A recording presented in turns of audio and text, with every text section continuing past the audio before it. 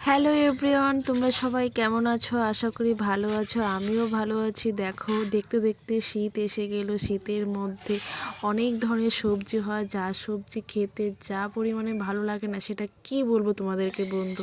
দেখো, বাজার থেকে বড়মশাই রুই মাছ এনেছে। আমি ভাবছি আজকে যে একটু অন্যরকম করে মাছের ঝোল বানাবো। অনেক ধরনের 5 রকমের সবজি দিয়ে আজকে মাছের ঝোল বানাবো। দেখো, মাছগুলো খুব সুন্দরভাবে আমি ভেজে নিচ্ছি, লাল লাল করে একদম।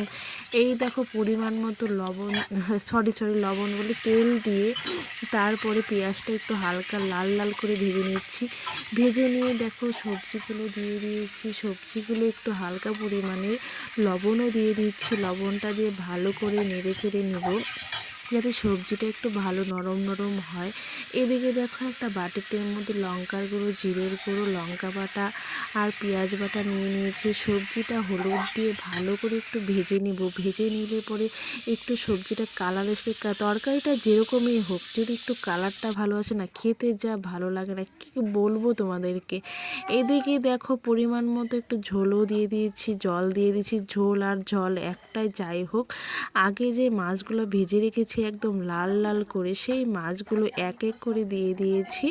দেখো, সুন্দর এসেছে কালারটা। দেখো কি পরিমাণের জলটাও দিয়েছি। বেশি জলও দিবে না, কম জলও দেবে, পরিমাণ মতো জল দেবে। কীরকম হয়েছে অবশ্যই কিন্তু তোমরা কমেন্ট করে